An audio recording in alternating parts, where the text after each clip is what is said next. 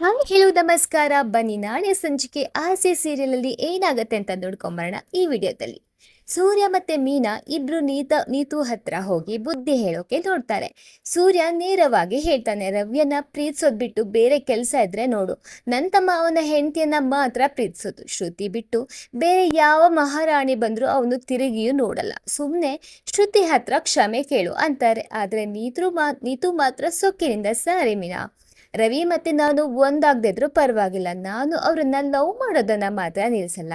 ನಾನು ಅವ್ರನ್ನ ಯಾವತ್ತೂ ಪ್ರೀತಿಸ್ತಾನೆ ಇರ್ತೀನಿ ಅಂತ ಮೊಂಡಾಟ ಮಾಡ್ತಾಳೆ. ಇದನ್ನ ಕೇಳಿ ಸೂರ್ಯ ಮತ್ತೆ ಮೀನಾಗೆ ಏನ್ ಮಾಡ್ಬೇಕು ಅಂತ ತಿಳಿಯೋದಿಲ್ಲ.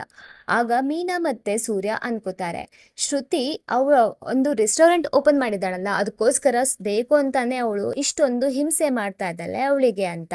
ಇತ್ತ ಶ್ರುತಿ ಅಳ್ತಾ ಅಳ್ತಾ ಮನೆಗೆ ಬಂದು ರೂಮ್ ಸೇರಿ ಬಾಗಿಲು ಹಾಕಿಕೊಳ್ತಾಳೆ. ಅದನ್ನ ಅಮ್ಮ ಸುಧಾ ಅವರು ಎಷ್ಟು ಕರೆದ್ರೂ ಬಾಗಿಲು ತೆಗಿಯೋದೇ ಇಲ್ಲ. ಶ್ರುತಿ ಒಳಗಡೆಯಿಂದ ನನ್ನನ್ನು ಒಬ್ಳನ್ನೇ ಇಡೋಕೆ ಬಿಡಿ ಅಮ್ಮಮ್ಮ ಅಪ್ಪ ಅಂತ, ಪ್ಲೀಸ್ ಡಿಸ್ಟರ್ಬ್ ಮಾಡಬೇಡಿ ಅಂತ ಕಿರ್ಚಾಡ್ತಾಳೆ. ಇದನ್ನ ನೋಡಿ ಶ್ರುತಿ ಅಪ್ಪ ಅಮ್ಮನಿಗೆ ತುಂಬಾನೇ ಭಯ ಆಗತ್ತೆ. ರವಿ ಮನೆಯವರು ಏನೋ ಮಾಡಿ ನನ್ನ ಮಗಳನ್ನೇ ಅಳುವಂತೆ ಮಾಡ್ತಾರೆ. ಅವರನ್ನ ಸುಮ್ಮನೆ ಬಿಡಬಾರ್ದು ಅಂತ ಶ್ರುತಿ ಅಮ್ಮ ರವಿ ಮನೆಗೆ ಹೋಗೋಕೆ ರೆಡಿ ಆಗ್ತಾರೆ. ಈ ಕಡೆ ಸೀರಿಯಲ್ನ ಮುಖ್ಯ ಟ್ವಿಸ್ಟ್ ಅಂದ್ರೆ ಮನೋಜ್ ಆಡ್ತಿರೋ ಆಟ.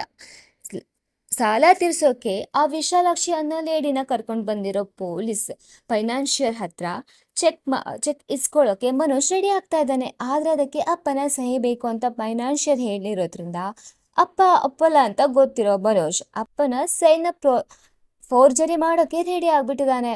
ಸೊ ಅದರಿಂದ ಅವರು ಎಷ್ಟು ಪಡ್ತಾರನ್ನ ನೆಕ್ಸ್ಟ್ ಎಪಿಸೋಡಲ್ಲಿ ನೋಡಬೇಕಾಗಿದೆ.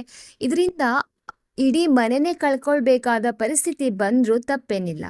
ಈ ಕಡೆ ಮನೋಜ್ ಜೀವನದಲ್ಲಿ ಪೂರ್ತಿ ಜಿಗಿಪ್ಸೆ ಹೊಂದ್ಬಿಟ್ಟಿದ್ದಾನೆ.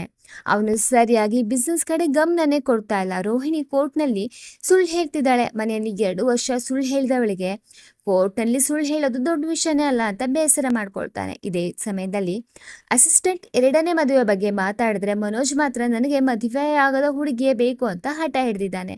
ಸೊ ಅವನು ಇನ್ನೊಂದು ಮದುವೆ ಆಗೋಕೆ ರೆಡಿ ಆಗಿದ್ದಾನೆ. ಈ ಕಡೆ ಕಲ್ಯಾಣಿ ಮನೆ ಖರ್ಚಿಗಾಗಿ ತನ್ನ ಬಳೆಗಳನ್ನ ಅಡ ಇಡೋ ಸ್ಥಿತಿಗೆ ಬಂದಿದ್ದಾಳೆ.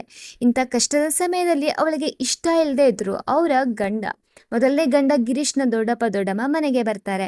ಕಲ್ಯಾಣಿಯ ಫ್ರೆಂಡ್ ಅವರಿಗೆ ಅಡ್ರೆಸ್ ಕೊಟ್ಟಿರ್ತಾಳೆ. ನೀನು ಮಾಡೋ ಪ್ರತಿಯೊಂದು ಒಳ್ಳೆ ಕೆಲಸವು ನನಗೆ ಕೆಟ್ಟದ್ರಲ್ಲೇ ಹೋಗಿ ಮುಗಿತಿದೆ ಅಂತ ಕಲ್ಯಾಣಿ ತನ್ನ ಅಮ್ಮನ ಮೇಲೆ ಸಿಟ್ಟು ಮಾಡ್ಕೋತಾಳೆ.